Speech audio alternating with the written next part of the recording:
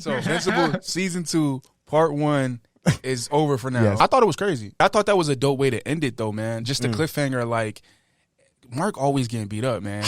I like that's one thing that's consistent about this show. Whoop, dude. Like he just be getting dog. And it's low-key not his fault, bro. Because it's like he whipping these grown-ass Superman men. And women, it's like, bro, they should be whipping his ass, but this is the show's called Invincible, so, brother, you got to get it together. It's I mean, he ain't dead yet. So, I know, you know? He is invincible in the sense of that. But, like... You got to do it. So, I don't know. But, bro, the way they edit these fights, bro, like, they're so brutal. Like, the last episode, those fights was brutal, bro. Brutal. Like, her hair. I'm thinking over it. Just her hair. Every time she sliced, I was like, ooh, okay. All right. I'm thinking it's on real skin. Nah, bro, it looked great. You're right. Like, the way they visually edit it, nah, it doesn't, it makes you feel things. You know what I'm saying? Like, like on The Boys, like if something... Because it's a real human being getting blown up or something on The Boys. So that makes sense for me to be like, cringe, my body. But like they're doing this with animated. That's why to me, that's another level of like a great job to them. Because it's like, bro. to make me feel something. Yes. From I'm an like, animated, bro, I know this fake. Like, battle. You know what I mean? Oh my Like, God. Oh my God. It's like, it's one thing just admiring the action of it. It's another thing to like, all right, hold up, that look like it hurt. You know what I mean? Like, Bro, it's you like, talking right hold now. up. Like, bro, when Omni Man clothesline the woman Viltrumite, the fate. Oh my! I was just about to say that. I felt that. I was like, oh yeah, right. You start doing with your mouth. You said I need to stretch my gums more. and the way they be bouncing back, because you got shout out to the Steve Harvey Viltrumite. Because both Steve Harvey Viltrumite, he look like Steve Harvey.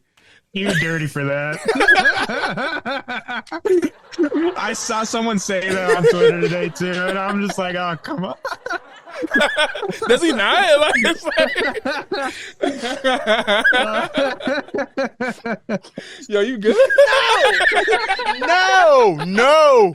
That was crazy, bro. Who was gonna think? You didn't see I'm it. snotting like Viola Davis. You didn't. I saw it. I understand. That's why I'm crying, because you got out here, and now I'm thinking he needed a suit. I'm too black for you to say Steve Harvey was in Invincible. Okay? I can't do this. But no, bro. He literally came back with his freaking intestines in his hand. Oh my God. Yeah. Oh my God. Yeah. Like, Dude, such a wild show, Lucan is not one to mess with, for sure. For real, man. Like, hold up, Thor. Did you read the comics of Invincible? Yeah. Okay. So what is your opinion on the adaptation of it? Like, is it true to what you remember from the comic books, or is it kind of they're doing their own thing? I mean, sorry, I'm still crying. Oh, my bad. I'm not okay. I'm just trying to relax because we're trying to get over it. Bro, I'm not. That was the funniest thing you've ever said. Oh, my God. I can't believe We're clipping that one up. And you said it so quick. He said, yeah, the Steve Harvey Viltrumite. What you mean? Like, What you we mean? were all supposed to know what he was talking Yeah, about. like, what? I did, though. I did know exactly But what he I was did when I thought about it. talking At first, I'm like, Steve Harvey wasn't in on this show. Like, that's his name, right? Right. I was just like, I didn't remember his name. My bad. Yeah, You killed but anyway, yes. But back to your question though about like the comics going to the show, I gotta say I've said this in like all my reviews, and like I just will keep repeating it over and over because I have to. This show, the way in which it adapts the storyline from the comics is just like genius. It's absolutely perfect, and not only. So this episode in particular that we're talking about, episode 4, I would say is the most streamlined from the books as far as like how it plays out. It's like literally you could pick out pages from it, especially during the fight. There's one scene in particular. Somebody did that on Twitter. Yeah. The same. Did you see that? Yeah, literally from the comic book.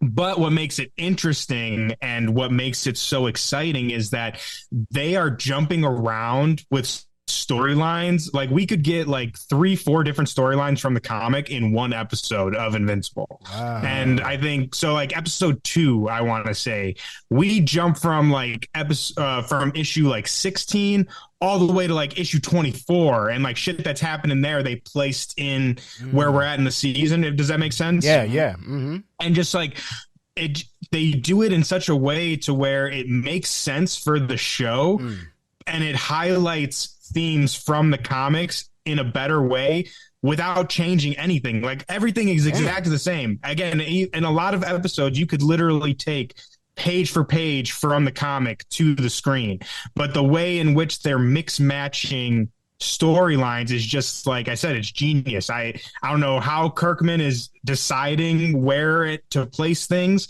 but it's so good. And if we're talking like comic accuracy, like I said, it's like a lot of this stuff is one-to-one translations. The only big differences, at least that I've noticed, and I think this is kind of their intention, is within the motivations of our characters, right? So in the book, with this latest episode with Mark and Omni Man reuniting, right? In the show, we can swear on here, right? Yeah.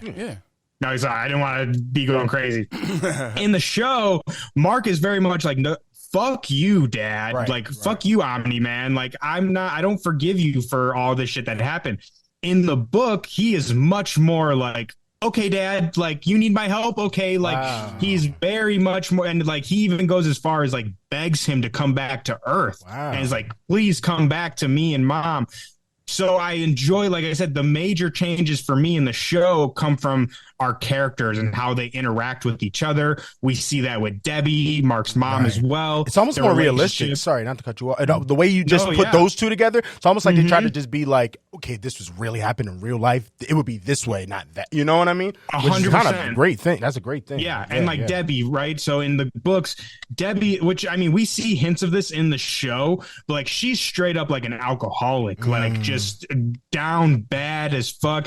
There's even a scene where she straight up blames Mark to his face, saying like, why did you have to fight him and make him leave, talking about Omni Man in the show. But you guys seen in the show, she is much more in charge of herself and of her emotions. And and again, these are the kind of changes that they're making from the book, as opposed to like storyline changes.